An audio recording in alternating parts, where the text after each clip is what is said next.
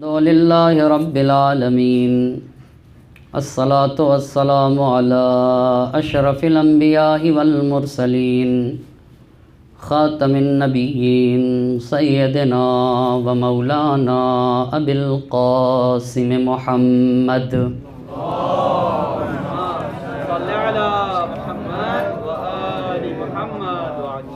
وعلى أهل بيته الطيبين الطاهرين المعصومين ولعنة الله على أعدائهم أجمعين أما بعد فقد قال الله سبحانه تبارك وتعالى في كتابه الحكيم وقوله الحق بسم الله الرحمن الرحيم تلك أمة قد خلت لہا ما کسبت ولکم ما کسبتم صلوات پڑھتے پر محمد اور آل محمد صلی اللہ علیہ محمد و آل محمد۔ علماء، افاضل اور طلاب کرام کا مجمع ہے اور ہمارے تاریخ کے اعتبار سے یعنی ہمارے ہندوستان کے جو تہذیب ہے اس کے اعتبار سے یہ اختتام عزا کے قریب کے ایام ہیں، اسی لیے اپنی آج کے گفتگو کا یہ عنوان رکھا ہے تاریخ اور قدرت تاریخ۔ یہ گفتگو کا عنوان ہے۔ بتانا یہ چاہوں گا کہ اگر یزید اللہ سے نہیں ڈر رہا تھا اور اللہ کے رسول سے شرم و حیا نہیں کر رہا تھا تو وہ قدرت تاریخ سے کیوں نہیں ڈر رہا تھا؟ کیا وہ یہ نہیں سمجھ رہا تھا کہ تاریخ اسے ذلیل و رسوا کرے گی؟ بہت توجہ کرنے کی ضرورت ہے۔ ایک بڑی اہم بات ہے، تاریخ میں کتنی طاقت ہے اور تاریخ میں کتنا پاور ہے، اسے غور کرنے کی ضرورت ہے۔ میں آخری دنوں کی باتوں کو عرض کروں گا کہ تاریخ اور قدرت تاریخ نے صرف ہمارے چوتھے امام کے کلام کو نقل نہیں کیا ہے۔ جہاں میرے چوتھے امام کے کلام کو نقل کیا ہے تاریخ نے، یا جہاں اہل حرم کی باتوں کو نقل کیا ہے، ایک ایک بات پہ توجہ کی ضرورت ہے۔ جس جگہ کے اوپر امام سجاد علیہ السلام کے یہ افتخار آمیز کلمات لکھے گئے، انا ابن مکۃ و منا انا ابن زمزم و صفا، جہاں یہ کلمات لکھے گئے ہیں وہیں کے اوپر یہ بھی باتیں لکھی گئیں کہ یزید اپنی زبان سے یہ کہہ رہا تھا لعبت ہاشم بالملک فلا خبر جاء ولا وحی نزل۔ یہ دونوں باتیں ایک ساتھ لکھی گئی ہیں۔ کیوں؟ اس لیے کہ جہاں تاریخ کا مطالعہ کرنے والا یہ پڑھے گا کہ سید سجاد نے بڑے فخر سے یہ باتیں کہی ہیں، میں مکہ اور منا کا بیٹا ہوں، میں صفا و مروہ و زمزم کا بیٹا ہوں، وہیں کے اوپر پڑھنے والا یہ بھی ضرور مطالعہ کرے گا کہ یزید قرآن کا انکار کر رہا تھا، یزید نبی گرامی کی نبوت کا انکار کر رہا تھا، یزید دین و شریعت و مذہب کا مضحکہ کر رہا تھا۔ جہاں وہ باتیں پڑھے گا وہیں کے اوپر، اور اتفاق سے ساتھ ہی ساتھ دونوں باتوں کو تاریخ نے نقل کیا ہے۔ اور ذرا سا توجہ کرنے کی ضرورت ہے، جہاں سید سجاد کا کردار وہیں یزید کی خباثتیں، تاکہ پڑھنے والا جہاں اس کردار کو پڑھے گا وہاں ان خباثتوں کی طرف بھی متوجہ ہوگا۔ تو اگر یزید اللہ سے نہیں ڈر رہا تھا، یزید دین اور مذہب و شریعت کی شرم و حیا نہیں کر رہا تھا، تو کم سے کم یزید قدرت تاریخ سے ڈر جاتا۔ کیوں؟ اس لیے کہ تاریخ کسے کہا جاتا ہے؟ تاریخ جو گزشتہ لوگوں کا نام اعمال ہونا اسے تاریخ کہا جاتا ہے۔ تاریخ وہ آئینہ ہے جس آئینے میں ماضی کے افراد کی صورت کو ویسے ہی دیکھا جا سکتا ہے جیسی ان کی صورت پائی جاتی ہے۔ توجہ کریے گا، آئینہ ویسی صورت دکھاتا ہے جیسے انسان کی صورت ہوا کرتی ہے۔ تاریخ ایک آئینہ ہے، اور یاد رکھیے گا قومیں آتی جاتی ہیں، لوگ آتے جاتے ہیں، افراد بدلتے ہیں، مگر تاریخ اپنی جگہ کے اوپر بڑے استحکام کے ساتھ کھڑی رہتی ہے۔ تو تاریخ کرتی کیا ہے؟ لوگ بدل جاتے، قومیں بدل جاتی، نسلیں بدل جاتی ہیں، امتیں جا بجا ہوتی ہیں، افراد بدلتے ہیں، مگر تاریخ اپنی جگہ کے اوپر کھڑی رہتی ہے۔ تو کھڑی رہ کے کیا کرتی ہے؟ بغور شخصیتوں کا مطالعہ کرتی ہے، لوگوں کو غور سے دیکھتی ہے اور خوب غور سے پڑھتی ہے، اور اتنی مضبوط ہوتی ہے کہ ایک دوسرے کو اشتباہ نہیں کرتی ہے، ایک کا گناہ دوسرے کے گردن پہ ہرگز نہیں رکھتی ہے۔ توجہ کریے گا، تاریخ میں موسیٰ کا کردار اپنی جگہ کے اوپر ہے، فرعون کی باتیں اپنی جگہ کے اوپر ہیں، فرعون کی باتیں موسیٰ کی طرف منتقل نہ ہو سکی، موسیٰ کا کردار فرعون کی طرف منتقل نہ ہو سکا۔ بغور کبھی بھی تاریخ اشتباہ نہیں کرتی ہے، غور سے پڑھا کرتی ہے، اور ایک کا گناہ دوسرے کی گردن پہ نہیں لا دیتی ہے۔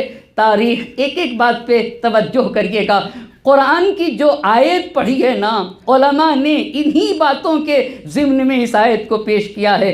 تلک امۃ قد خلت لہا ما کسبت ولکم ما کسبتم۔ یہ امتیں ہیں نا، امتیں بدلتی رہتی ہیں، امتیں جا بجا ہوتی رہتی ہیں، لوگ جا بجا ہوتے رہتے ہیں، مگر ہر امت کا نام اعمال اس کے ساتھ لکھا جائے گا۔ لہا ما کسبت ولکم ما کسبتم، ان کا نام اعمال ان کے ساتھ ہوگا، تمہارا نام اعمال تمہارے ساتھ لکھا جائے گا، کسی کا کردار بدلے گا نہیں ادھر ادھر۔ یہ تاریخ کا کمال ہے۔ پھر اس کے بعد تاریخ بھی کارنامے کو لکھتی ہے، اور فرشتے الہی بھی انسان کے کارنامے کو لکھتا ہے۔ کیوں ایسا ہے؟ تاریخ میں بھی انسان کے کارنامے لکھے جاتے ہیں، تاریخ بھی انسان کے کردار کو لکھتی ہے، فرشتے الہی بھی انسان کے کارنامے کو لکھتا ہے۔ تاریخ کس لیے لکھتی ہے؟ تاریخ حساب دنیا کے لیے لکھتی ہے، فرشتہ حساب آخرت کے لیے لکھتا ہے۔ توجہ کرنے کی ضرورت ہے عزیزان محترم، تاریخ لکھتی ہے تاکہ دنیا میں بتا دیا جائے۔ تاریخ بتاتی ہر ایک کو، اچھے کو اچھا بتائے گی، برے کو برا بتائے گی، اور فرشتہ اس لیے لکھتا ہے حساب الہی کے لیے۔ انہی دو باتوں کو شہزادی زینب کبریٰ سلام اللہ علیہا نے شام میں ایک صلوات پڑھ دے بار محمد اور آل محمد، شام میں جو خطبہ دیا ہے اس کے تیسرے اور چوتھے حصے میں انہی دو باتوں کی طرف متوجہ کیا ہے۔ یزید سے پہلے یہ کہا کہ اگر تم حساب آخرت سے تمہیں ڈرنا چاہیے، حساب آخرت سے ڈرنا چاہیے، اور اگر تم آخرت کے حساب سے نہیں ڈر رہے ہو تو تمہیں حساب تاریخ سے ڈرنا چاہیے، تمہیں حساب دنیا سے ڈرنا چاہیے۔ اگر تم خدا پر ایمان نہیں رکھتے ہو، اگر تم رسول اللہ کو نہیں مانتے ہو، اگر تم کتاب الہی پر ایمان نہیں رکھتے ہو، اگر گناہ کے نتیجے میں تمہارا ایمان ضائع ہو گیا ہے، تو کم سے کم تجھے تاریخ کے حساب سے تو ڈرنا چاہیے، حساب تاریخ سے تجھے ڈرنا چاہیے۔ تاریخ تمہیں ضرور رسوا کرے گی اگر تو خدا کو نہیں مانتا ہے۔ پہلی بات کی طرف کیسے متوجہ کیا؟ اے یزید، تجھے حساب آخرت سے ڈرنا چاہیے۔ اس کی طرف اس جملے کے ذریعے سے متوجہ کیا، وَكَفَى بِاللَّهِ حَاكِمًا وَبِمُحَمَّدٍ خَصِيمًا وَبِجَبْرَائِيلَ ظَهِيرًا۔ اے یزید، تو اس حشر کے دن سے ڈر جس دن فیصلہ کرنے والا خدائے وحدہ لا شریک ہوگا۔ یہ کس حساب کی طرف لے جا رہی تھی؟ یہ کس مسئلے کی طرف متوجہ کر رہی تھی؟ یہ قیامت اور حشر کی طرف متوجہ کر رہی تھی، حساب آخرت کی طرف متوجہ کر رہی تھی۔ اے یزید، اس دن سے تو ڈر جس دن فیصلہ کرنے والا خدائے وحدہ لا شریک ہوگا، خدا کی بارگاہ میں دعویٰ پیش کرنے والا اس کا صادق نبی ہوگا، اور اس دعوے کا گواہ حضرت جبرائیل علیہ السلام ہوں گے۔ وَسَيَعْلَمُ مَنْ سَوَّلَ لَكَ وَمَنْ مَكَّنَكَ رِقَابَ الْمُسْلِمِينَ، اس دن وہ لوگ جنہوں نے تیری تائید کی ہے اور تجھے مسلمانوں کی گردنوں پہ مسلط کر رکھا ہے، اس دن انہیں یہ پتہ چلے گا کہ بئس للظالمین بدلا، یعنی ظلم کرنے والوں کا نتیجہ بہت برا ہے۔ اس کے بعد شہزادی نے بڑی عظیم باتیں کہیں، وَهَذِهِ الْأَيْدِي تَنْطِفُ مِنْ دِمَائِنَا، یہ تمہارے ہاتھ نہیں ہیں، تمہارے ہاتھوں سے ہمارے شہداء کے خون ٹپک رہے ہیں، وَالْأَفْوَاهُ تَتَحَلَّبُ مِنْ لُحُومِنَا، تمہارے منہ سے ہمارے شہداء کے گوشت گر رہے ہیں۔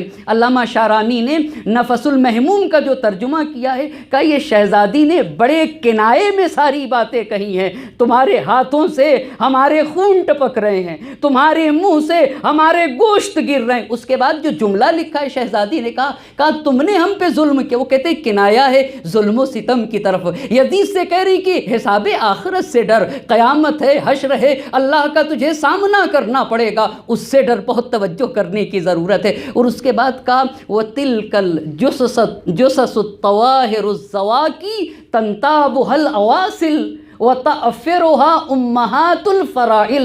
آپ ذرا جملات تو دیکھیں، واخدا غور کرنے کی ضرورت ہے، کوئی عام حالات میں یہ باتیں تو نہیں کہی گئی ہیں نا، کیسے اپنے شہداء کو سراہا ہے، کہا تِلْكَ الْجُسَسُ الطَّوَاهِرُ الزَّوَاكِي تَنْتَابُهَا الْأَوَاسِلُ وَتَأْفِرُهَا أُمَّهَاتُ الْفَرَائِلِ، کہا وہ طیب و طاہر و ازکیاء جو جن کے جسم کربلا کی خاک پہ پڑے ہوئے ہیں، ان کے جسم کربلا کی خاک پہ نہیں ہیں، درندوں اور بھیڑیوں کے درمیان ہمارے طیب و طاہر شہداء کی لاشیں پڑی ہوئی ہیں۔ یعنی مراد یہ ہے کہ عالم غربت میں ہماری شہداء کی لاشیں پڑی ہوئی ہیں۔ یہ پہلی بات کی طرف یزید کو متوجہ کیا ہے کہ اے یزید، ایک دن آخرت میں اللہ کے سامنے کھڑا ہونا ہوگا، اس دن اگر تو آج میرے بھائی کو قتل کر کے خوش ہو رہا ہے، شہدائے راہ خدا کو قتل کر کے تو خوش ہو رہا ہے، تو کل قیامت میں تجھے اس کا ضرور زیان دیکھنا ہوگا۔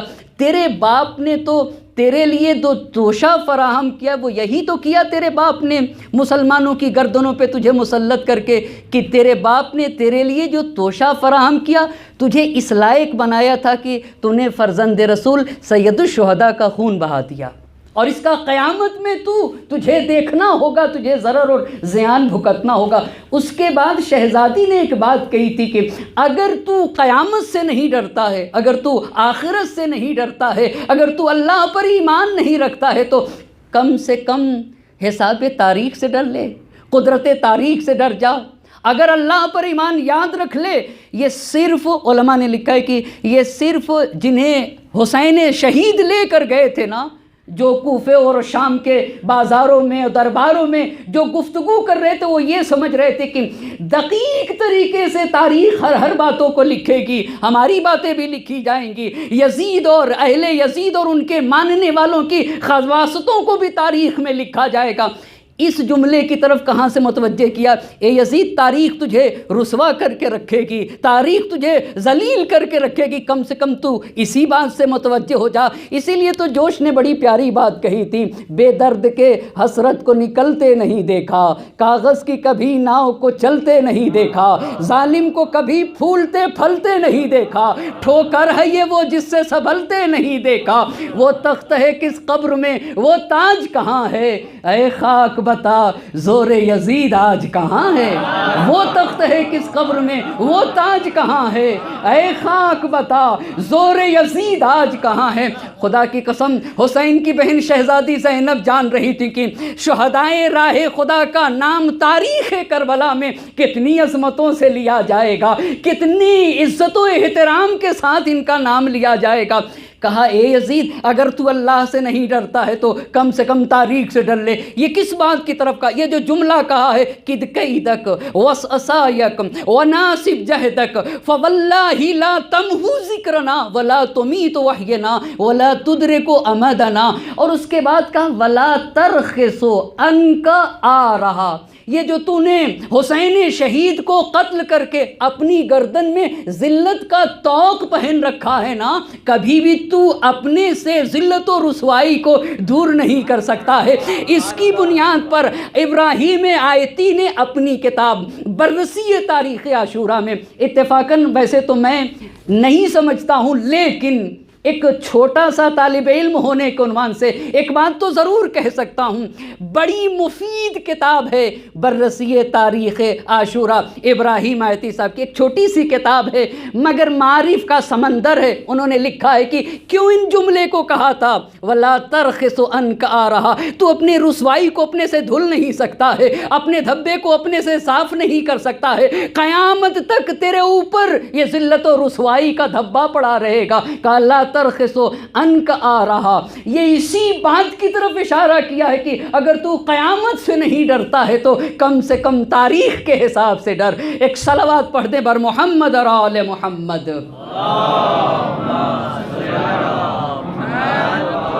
اگر تو اس سے نہیں ڈرتا ہے تو کم سے کم حساب تاریخ. یہی ساری باتیں تھیں عزیزان محترم. اسی لیے سیوطی نے اپنی کتاب جامع الصغیر میں یہ بات لکھی ہے کہ یزید پیغمبر گرامی حضرت محمد مصطفیٰ صلی اللہ علیہ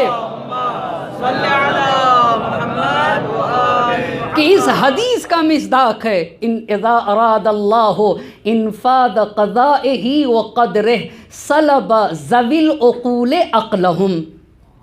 آپ توجہ کریں بھئی یزید کیا کیا کہہ رہا تھا, کن کن باتوں کو اپنی زبان پہ جاری کہہ رہا تھا. یزید یہ بھی تو کہہ رہا تھا کہ بدر میں جو میرے آباء و اجداد کفر کی حالت میں مارے گئے تھے نا, میں نے نبی کی اولاد سے اپنے آباء و اجداد کا بدلہ لیا ہے. یہ بھی بات کہہ رہا تھا.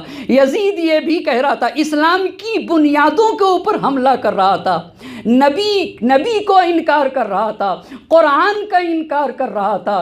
کیا وہ یزید اتنا بھی نہیں سمجھ پا رہا تھا کہ فرزند رسول اور ان کی طیب و طاہر اولاد کو قتل کر کے مسلمانوں پہ حکومت کی جا سکتی ہے؟ کیا وہ یہ نہیں سمجھ رہا تھا کہ اسلام کا یہ عظیم سانحہ تاریخ میں اسے بھلایا نہیں جا سکتا ہے؟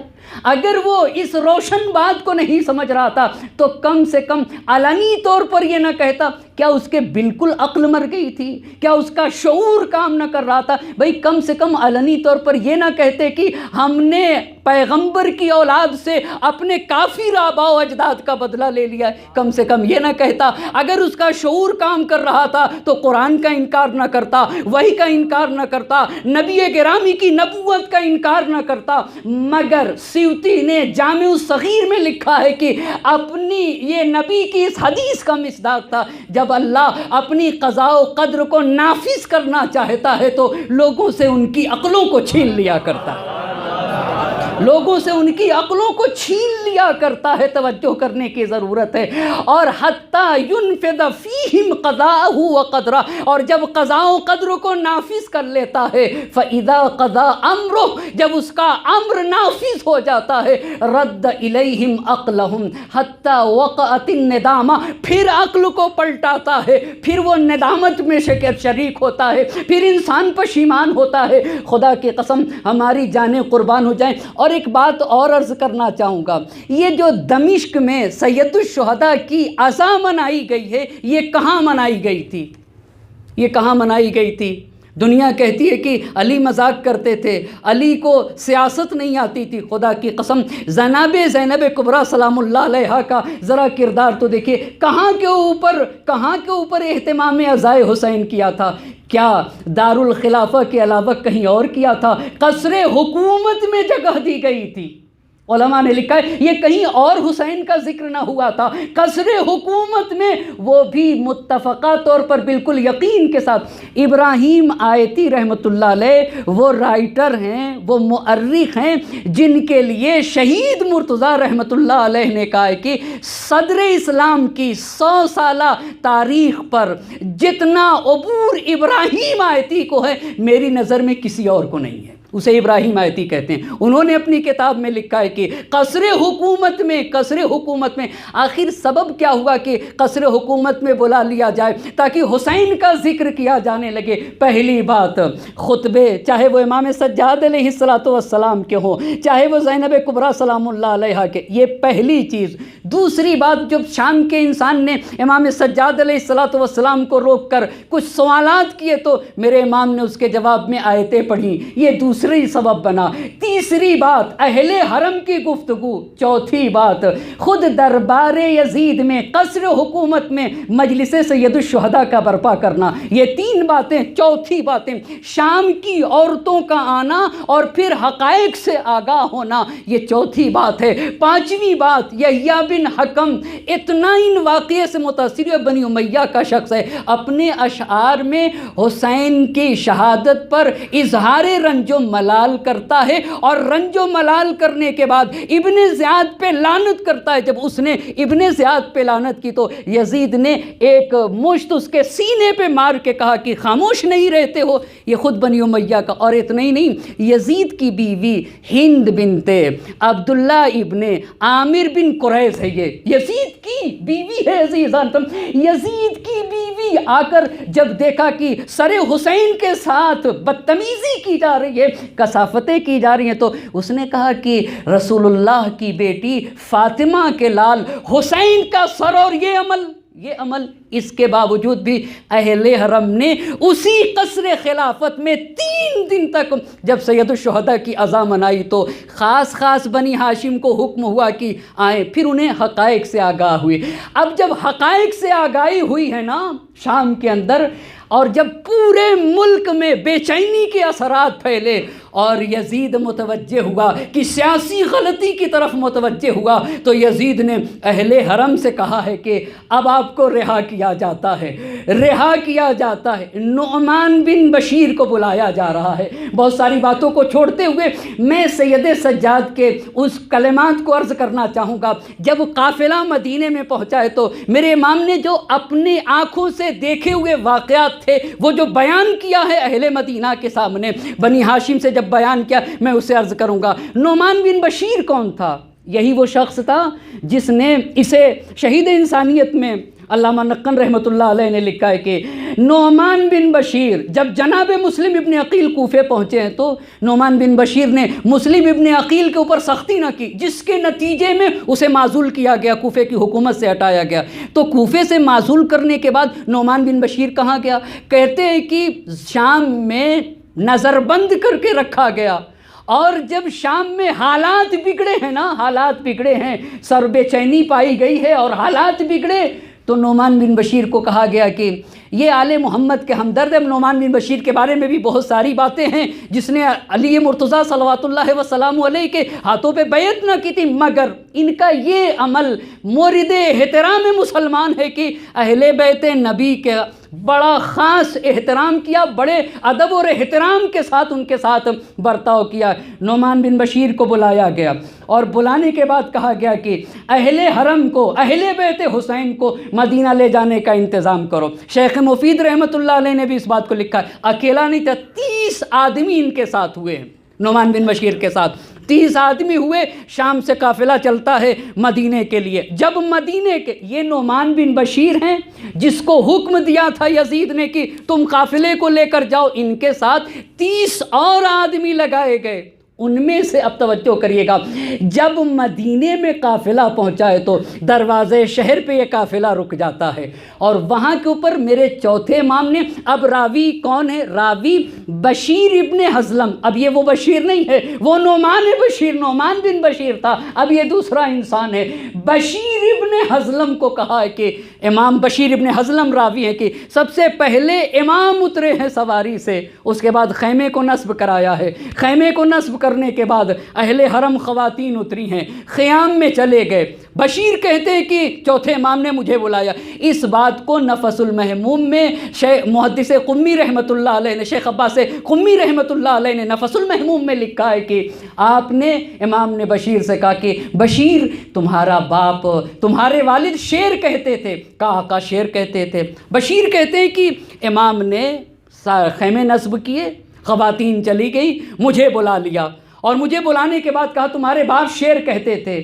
میں نے کہا ہاں۔ کہا کیا تمہیں بھی شعر کہنا آتا ہے؟ کہا آقا مجھے بھی شعر کرنا آتا ہے۔ کہا ایسا ہے کہ گھوڑے پہ سوار ہو جاؤ اور تیزی کے ساتھ شہر مدینہ میں داخل ہو جاؤ، اور شہر مدینہ میں داخل ہونے کے بعد اہل مدینہ کو بتا دو کہ حسین کا لٹا ہوا قافلہ دروازے شہر پہ کھڑا ہوا ہے اور حسین کربلا میں شہید کر دیے گئے۔ بشیر تیزی سے آیا، کہتا ہے کہ میں پہنچا، مسجد النبی کے پاس پہنچ گیا، اور مسجد النبی کے پاس پہنچنے کے بعد گریے کے عالم میں نے کہا یا اہل یثرب لا مقام لکم بہا، قتل الحسین فدمعی مدرار، الجسم منہ بکربلا مسرج والراس منہ علی القناة یدار۔ پوری کربلا سمیٹ دی اس دو شعر میں۔ اہل مدینہ رہنے کے لائق نہیں رہا۔ یہ خود ایک گفتگو ہے مسلسل کی، مدینے میں جب سے نبی آئے، کہاں مدینے میں میرے نبی کا حضور، کیسے لوگوں نے اہل مدینہ نے نبی کا استقبال کیا ہے، کیسے قصیدے پڑھے ہیں شہر مدینہ کے دروازے پہ جا کے، مدینے نے کیسے دن دیکھے، مگر ذرا یہ دن بھی دیکھیے گا۔ کہا اہل مدینہ رہنے کے قابل نہ رہا، مدینہ رہنے کے قابل نہ رہا، آنسو بہاؤ، آنکھوں سے آنسو بہاؤ۔ اور اس کے بعد کہا کہ دیکھو شہدائے راہ خدا کے جسم تو ان کے سر ان کے جسم سے جدا ہو گئے، کربلا کی زمین پہ پڑے ہوئے خون میں آغشتہ، اور ان کے سروں کو نیزوں کے اوپر بلند کیا گیا۔ اب یہ بشیر ابن حضلم کہتا ہے، توجہ کریے گا، جب میں نے مدینے میں گریے کے عالم میں یہ خبر سنائی ہے تو اہل مدینہ کے خواتین، کسی بھی گھر میں کوئی خاتون باقی نہ رہی، اس کو بھی نفس المحموم میں لکھا ہے، اور سارے لوگ تیزی کے ساتھ دروازے شہر کی طرف چلنے لگے۔ پھر بشیر کہتا ہے اتنی بھیڑ ہوئی اور ہر انسان سید الشہداء پہ آنسو بہا رہا تھا، اتنی بھیڑ ہوئی کہ میں اپنے گھوڑے سے نہ جا سک رہا تھا۔ اور اس کے بے عین ہی الفاظ ہیں کہ ان کے کاندھوں پہ اپنے قدم رکھ کے آگے بڑھا، تیزی سے جانا چاہتا تھا۔ مراد یہ تھی کہ کافی بھیڑ تھی، گھوڑے کو چھوڑ دیا، تیزی سے گیا۔ جب میں گیا تو میں نے دیکھا، آپ توجہ کریے گا، یہ اہل حرم محمد حنفیہ موجود ہیں، جعفر ابن عبداللہ موجود ہیں، اور نہ جانے بنی ہاشم کی کتنی خواتین موجود ہیں۔ حسین قتل کر دیے گئے، ان کا لٹا ہوا قافلہ آ گیا، لٹا ہوا قافلہ۔ کہا تیزی سے میں نے جب پہنچایا تو میں نے دیکھا کہ امام ایک خیمے میں ہیں، شال عزا ڈالے ہوئے ہیں، اور ایک خادم ہے جو ایک کرسی لیے ہوئے ہے، کرسی اس نے لگایا، امام کرسی پر بیٹھے، شال عزا کو اپنے دوش پہ ڈالا، آنکھوں سے آنسو رواں تھے، اور ہر انسان رو رہا تھا، بڑی آواز، شور و غل تھا۔ وہاں کے اوپر سید سجاد نے ایک اشارہ کی، یہ بات بھی وہاں کے اوپر لکھی ہوئی ہے، ایک اشارہ کیا، مجمع میں خاموشی چھا گئی، بالکل کوفے میں جو شہزادی زینب سلام اللہ علیہا نے اشارہ کیا تھا، ایھا الناس انسکتو، ایھا الناس انسکتو۔ تاریخ نے لکھا ہے کہ فسکنت الاجراس، خدا کی قسم گھنٹیوں کے بجنے کی آوازیں رک گئیں۔ اب توجہ کریے گا، مجمع کو خاموش کر دیا، باپ کے لاشا کربلا کی زمین پر پڑا تھا، مگر میرے امام نے مصیبت اور خوشی میں انسان اللہ کو بھول جاتا ہے۔ میرے ایک استاد تھے، اللہ انہیں غریق رحمت کرے، وہ کہا کرتے تھے کہ سوچنے کی بات ہے، آخر اللہ نے غمی اور خوشی کے موقع پر یہ نماز اور عبادت کیوں رکھی ہے؟ بھائی محرم کی 10 تاریخ ہو تو وہاں کے اوپر بھی نماز ہے، اور عید اور بقرعید پہ بھی نماز ہے۔ وہ کہتے تھے کہ دو ہی ایسے، جب بہت زیادہ غم ہوتا ہے تو انسان اللہ سے دور ہو جاتا ہے، بہت زیادہ خوش ہوتا ہے تب اللہ سے دور ہو جاتا ہے۔ ان دونوں موقع پر اللہ نے عبادت رکھ کے بتانا چاہا ہے کہ انسان اللہ سے غافل نہ ہو۔ ہماری جان قربان و سید سجاد کے اوپر حسین شہید باپ کا لاشا جلتی زمین پہ پڑا ہوا تھا، اور امام سجاد علیہ السلام اونٹ کی پشت پہ تھے، مگر جو باتیں کہی ہیں اہل मदीना से। वो जुमले सुनिएगा, चंद जुमले अर्ज़ करूँगा, रब्ते मसाइब देकर ज़हमत को तमाम कर दूँगा। अल्हम्दुलिल्लाह रब्बिल आलमीन मालिक यौमिद्दीन बारिइल खलाइक़ अजमईन अल्लज़ी बऊदा फ़रतफ़ा फ़िस समावातिल उला वल्लज़ी क़रुबा फ़शहिदन नजवा नहमदुहु अला अज़ाइमिल उमूर व फ़जाइद दुहूर। तमाम तारीफ़ें उस खुदा के लिए हैं जो दूर है, जिसका इक़्तिदार अर्श इलाही के ऊपर कायम है, और जो इतना करीब है कि वो हमारी सरगोशियों को भी सुनता है। नहमदुहु अला अज़ाइमिल उमूरी व फ़जाइद दुहूर। मैं अपने अल्लाह की, खुदा की कसम, सब कुछ लुटा के आ रहा है ना, बाप को शहीद करके आ रहा है, राह खुदा में शहीद देख कर आ रहा है। जो कुछ था सैयद सज्जाद ने लुटा दिया, मगर तवज्जो करने की ज़रूरत है। ए अल्लाह, जो भी मुश्किलात आई हैं ना, जितने भी अज़ीम उमूर का सामना करना पड़ रहा है, नहमदुहु अला अज़ाइमिल उमूर, मैं तेरा शुक्र अदा करता हूँ, हमदे इलाही बजा लाता हूँ। उसके बाद कहा अय्युहन्नास इन्नल्लाह वलहुल हम्द, मैं अल्लाह की तारीफ़ करता हूँ। अल्लाह, सारी हम्द उस खुदा के लिए है जो वहदहु ला शरीक है। यहाँ के ऊपर कहने के बाद एक जुमला इरशाद फरमाया है, इन्नल्लाह लहुल हम्द इब्तलना बिमसाइबिन जलीला व सुल्मतिन फिल इस्लाम अज़ीमा। ए लोगो, अल्लाह ने हमें अज़ीम आजमाइश से आजमाया है, और इस्लाम में एक अज़ीम रखना पड़ गया। सुलम फिल इस्लाम में सुल्मतुन, एक अज़ीम रखना पड़ गया। वह अज़ीम रखना क्या है? क़ुतिला अबू अब्दिल्लाह, कहा हुसैन को कत्ल कर दिया गया। वसुबिया निसाउहु व सबीयतुह, कहा उनके ख़वातीन को, उनके बच्चों को असीर किया गया।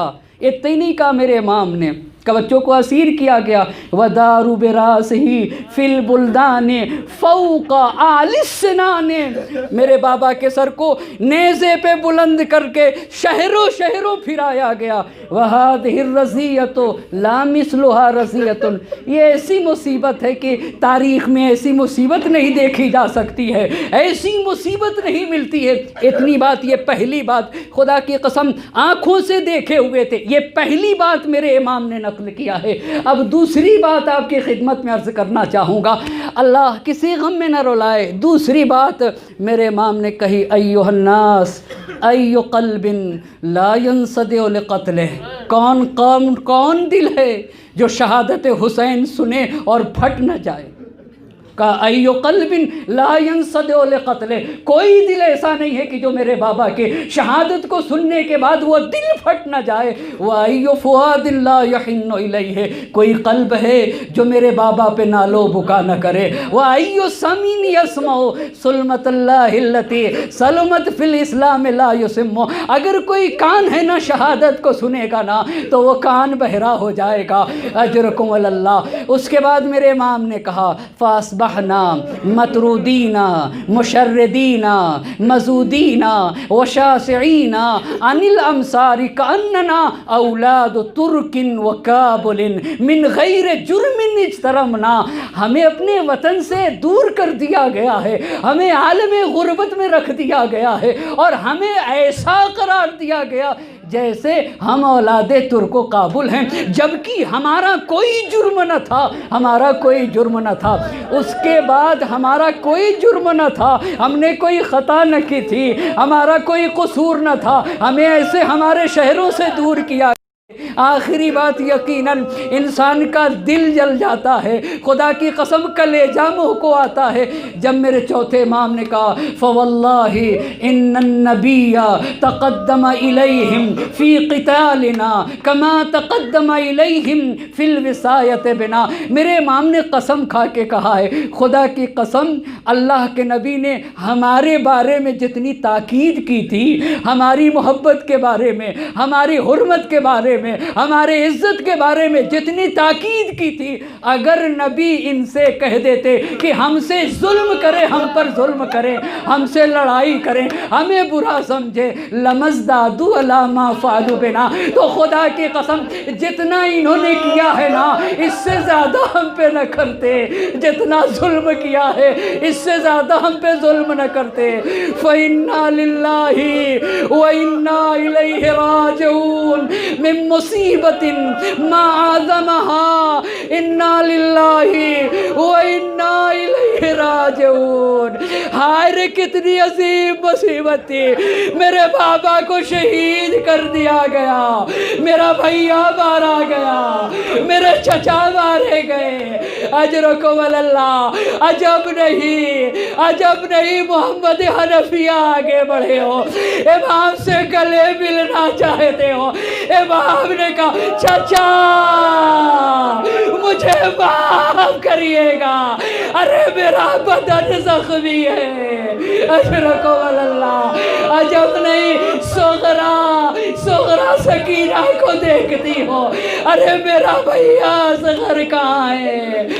خطبہ تمام ہوا، اہل حرم مدینہ میں داخل ہونے لگے، مجمع تھا، اہل حرم مدینہ میں داخل ہو رہے تھے۔ ایک مرتبہ ام کلثوم نے مرثیہ پڑھ دیا، مدینہ تو جدنا لا تقبلینا، اے میرے نانا کے مدینے، ارے ہمارے آنے کو قبول نہ کرنا۔ ہم جب گئے تھے ہماری گودیاں آباد تھی، ہمارے سروں پہ ہمارے وارث کا سایہ موجود تھا، مگر اے میرے نانا کے مدینہ ہم واپس آئے، ہماری گودیاں اجڑ گئی، ہمارے وارث کا سایہ ہمارے سروں سے اٹھ گیا۔ عجب نہیں زینب نے قبر رسول پہ پہنچا دیا ہو۔ اے نانا، ارے میں کھڑی دیکھ رہی تھی، میرے باجایا کے گردن پہ شمر کند خنجر چلا رہا تھا۔ نانا میرا بھیا 3 دن کا بھوکھو پیاسا عالم غربت میں شہید ہو گیا۔ قبر مادر سے کہا ہوگا اماں جسے چکیاں پیس کے پالا تھا، میرا حسین شہید ہو گیا۔ حسین کی عزا منائی گئی، اہل مدینہ نے حسین پہ گریہ کیا۔ رباب بہن کر رہی ہوگی، اے اہل مدینہ میری سکینہ شام میں رہ گئی، میرا اصغر کربلا میں رہ گیا، میرے والی و وارث حسین کی قبر جلتی دھوپ کے درمیان میرے والی و وارث کی قبر پہ سایہ نہیں۔ میں اب جب تک زندہ رہوں گی سائے میں نہ بیٹھوں گی۔ فضا میں کوہرام تھا، واہ حسینہ واہ مظلومہ وسیعلم الذین ظلموا ای منقلب ینقلبون، انا للہ و انا الیہ راجعون۔ الہی بحق الزہراء و ابیہا و بعلہا و بنیہا والسر المستودع فیہا 10 مرتبہ بسمک